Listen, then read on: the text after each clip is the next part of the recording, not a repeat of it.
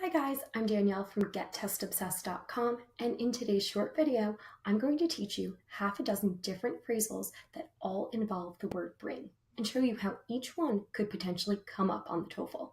Intimidated by learning new words and phrases? Of course you aren't. Bring it on. Now, if you need a quick refresher about what a phrasal verb is or why it's useful to learn them for the TOEFL, click on the video and the link above, because today we're getting right into those 6 specific phrases using the word bring. So before we get started, a quick reminder about our verb bring. Bring is an irregular verb. In other words, you can't conjugate it by using ed to create the simple past tense like you can with most regular verbs in English. Our conjugations are going to be bring, brought, not broughted, not brought in, or any other crazy ending that you might want to throw on there. So of course, keep that in mind because grammar does matter both on test day and beyond. Our first one is to bring out. To bring out means to stress or highlight something. This could be a physical attribute, like in the first example. The lighting really brings out his eyes. If you're using it in this way, you're talking about something that literally can be observed because of some other factor.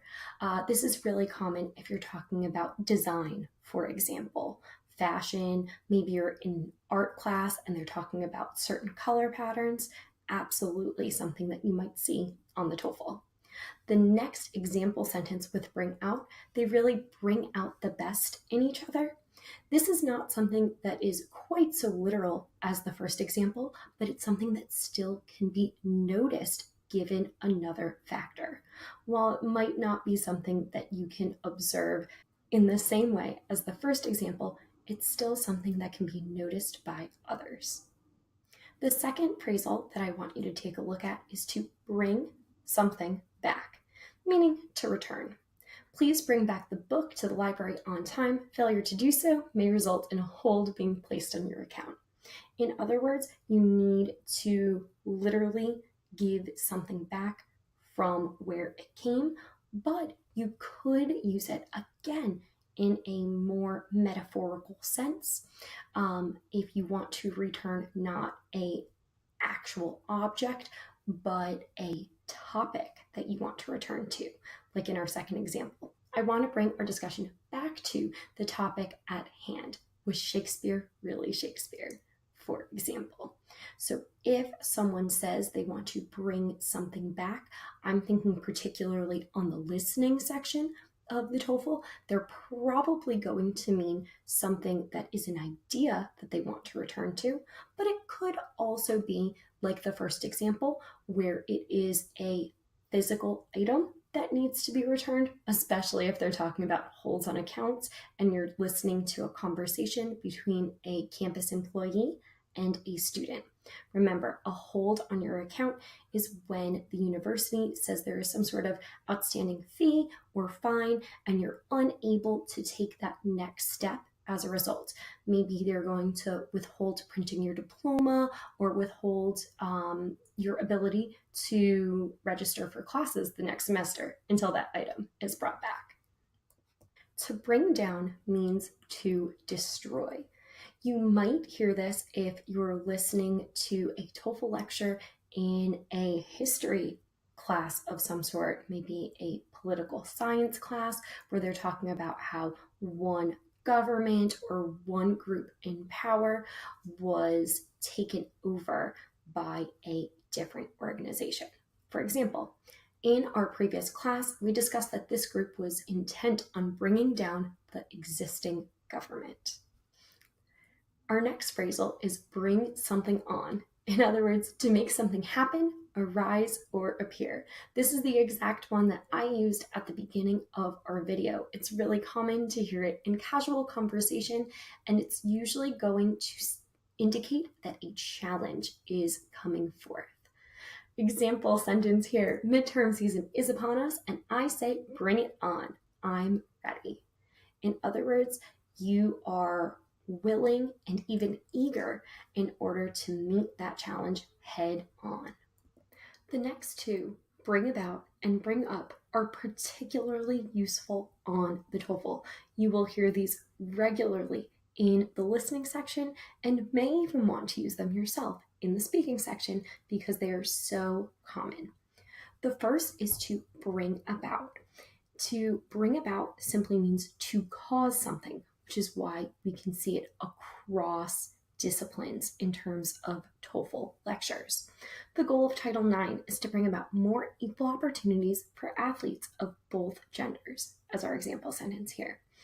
If something causes something else, it was the reason for that thing to exist or to come to prominence, you can easily use the phrase bring about. Bring up has two different meanings that you might run into on test day. The first is to be raised by. The TOEFL loves to ask questions about your upbringing, about parents, either yours or what parents should be like in general, the role of teachers or coaches or friends in our development. So this one is going to be of importance for us when we're thinking about the independent speaking and writing questions. In the example sentence, you could even see it on the TOEFL lectures if you're thinking about a biographical kind of passage. Poe was brought up by his foster parents, John and Frances, but his relationship with his foster father turned rocky as Edgar struggled with gambling debts during his college years, in our example. Now, it doesn't have to be a writer like Edgar Allan Poe. It could be a biographical piece of information about any artist, architect, really any discipline could have this phrase being used in this way.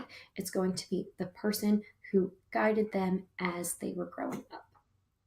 The second meaning of bring up simply means to mention something, to talk about it in conversation. Our example here, I brought this up to illustrate that not all scientists agree on this point. This is something you might hear in the TOEFL listening section. If the professor was saying one thing and then seems to indicate something that is the opposite, an explanation like this one might be the very thing that you hear. If you want to bring something up, it means that you want to speak to somebody about some particular topic. Maybe in the TOEFL listening, you are hearing a conversation between a student and a professor. Maybe the student has come to see the professor during office hours to ask a question about a particular topic. I wanted to bring up a question I had about something you said in Thursday's lecture. The only thing that this person is indicating is they're introducing what they want to talk about.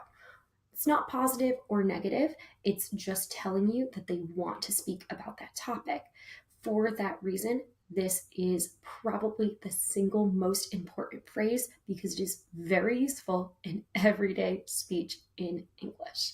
Sometimes it's calling for questions. Does anybody have a question that they want to bring up at this time?